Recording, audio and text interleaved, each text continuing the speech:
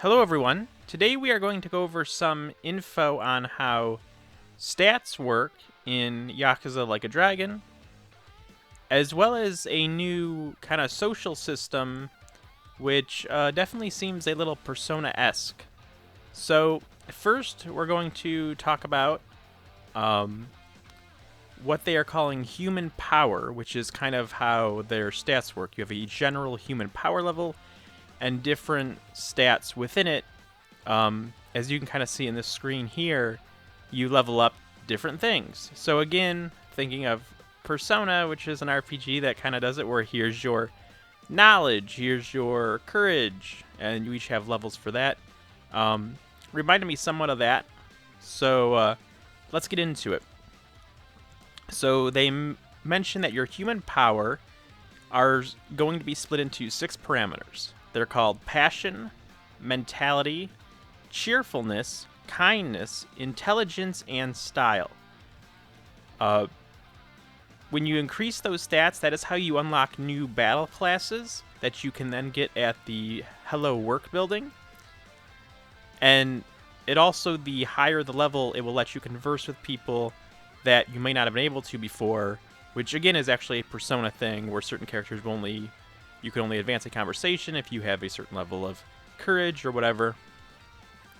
Also, you can get you more popular with women and stuff like that. So, passion is the source of willpower and romance. It develops when you do things enthusiastically.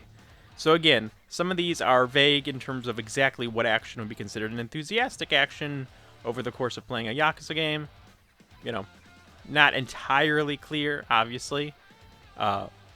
But that's what we have for now. So then there's mentality. That is considered mental fortitude and focus that stems from it. It grows when you do things that test your mental strength and concentration. So I can definitely picture mini games and stuff that are more about that. You know, I could even see some of the different games around town affecting that. Maybe shogi is in the game or something like that would have it a bearing. Cheerfulness, the source of sociability and brightness, develops when you take actions to brighten the mood. Kindness, the source of acceptance and empathy, grows when you treat the citizens and animals and plants with kindness. Intelligence, the source of education and memory, develops when you propose logical ideas or study. So thinking about like judgment, when you can like help a guy with ideas on how to improve his business, I could see stuff like that would boost intelligence as well. Style, the source of charm and character, grows when you cleverly conduct social interactions and act polite and well-mannered. So then they give some specific examples on how to improve your human power level. They mention human power can be improved by going to play spots and doing random actions throughout the world. During sub-stories, your human power will improve based on your choices. Playing, learning, and speaking to others will help improve your strengths as well. So yeah, you make a lot of choices in sub-stories. And a lot of times they might have a little reward difference at the end. You'll get a better item or something. Now those can, you know, whether you're nice or sarcastic or something, might focus more on leveling up a certain stat. They mentioned there's the Uenabara Qualification School. No idea if I'm saying that right, but we do have some screens of that. Ichiban taking some tests. And they say it's a new play spot where you can massively improve your human power by taking various qualification tests. These include Japanese history to test about Ijincho. Questions are multiple choice. So that sounds like maybe a nightmare for people that don't live in Japan, as well as some of when Persona dishes out some questions, sometimes they are as well. Because I would imagine they will kind of keep those authentic. That's usually how they localize things, so might need a cheat sheet for that. And they mentioned play spots, regular spots like golf, patchy slot, dragon cart, and more will also improve your human power. So that is an example of some of their human power stuff, but they also talked about forging bonds with your allies and how that works, which is definitely the thing that seemed Persona-esque. Although, you know, you're thinking about it, even like, think about Judgment has that whole friendship thing. You need to gain friendship with people to unlock different things in the world, different activities. So it's not like this is a totally weird thing for an RGG game either. So this is what Sega has said about you making bonds in the game. Bonds are a feature that shows Kasuga's relationships with others, and you can strengthen his bonds by fighting together, eating, and playing at play spots together. Raising bonds can increase the job classes allies can access, the movies they can use, the moves, and how often they will perform follow-up attacks and more. I said movies instead because that's what I'm going to get to next. As you can see with this shot here, play spots can be used to deepen bonds, such as watching movies together at the theater. Choosing a movie they like will increase their bonds quicker. So this is actually something, again, directly in Persona, taking someone in Persona 4 Golden and Persona 5, you can, take someone with you to the movies, and one they particularly like will level up your link with them faster.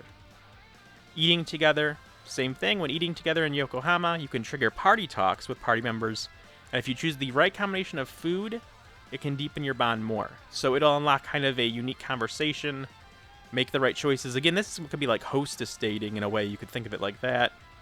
The better answers, better results, as well as the right combination of food will level you up faster with individual party members. Then this is pretty cool. Bond drama, they're calling this. And bond drama means by deepening bonds with your allies, you can encounter side events that focus on those specific characters. You can learn more about their past, their worries, and by clearing them, you can increase their stats. So this is really cool. I've always said I love the writing in Yakuza games, and having even more deep character development with your kind of friends around town is something I'm really looking forward to. And again, it reminds me a little bit of Persona, which that's always been a thing of your social relationship with your party member. Also, the more you know about them personally, the better they end up having more skills in battle and stuff like that, which is a thing I've always liked. So I'm glad to see that. I really like that. Every sub-stories and stuff like that are things I love, so any more side content that involves talking to people pretty much is a thing I'm into in these games. Then there's bond skills. These are kind of what you would expect them to be. Bond skills are unlocked when you deepen bonds with allies and are basically team-up attacks. What bond skills can do differ greatly between each other, but all of them are very powerful. So, so these are two people working together. They're both, pumped up. You can do a combo attack together that deals a lot of damage. They say they all do stuff differently, so it wouldn't surprise me if, maybe some are healing related that are super heals, or some are super damage, some are make you super defensive maybe. I'm actually recently was playing Dragon Quest XI S, particularly the Switch version, picking up here and there, playing kind of hour here and there. It's worked well on that format for me, where I've only ever played one Dragon Quest game before, and I did not beat it, did not get that far in Dragon Quest VIII. But I've really, really liked it, and in those you have pep up. When you're pepped up, two people, they can kind of do team attacks together, and they all have unique abilities like that. And Ichiban mentions he's a big Dragon Quest fan in one of the trailers, so I imagine these will kind of work like that. So yeah, so those are some of the new details we have for the combo system, as well as some of the social system they have going on. And yeah, like I said, it pretty much reminds me mostly of Persona. I don't know if, Sega owning Atlas, if that is influence carrying over or what. But like I said, I think in Yakuza, considering the way sub-stories work, and they've had friendship things and dating stuff in their games before, so it's not necessarily that far of a stretch. A lot of people are going to make that connection, Persona connection, which makes some sense, but it kind of flows with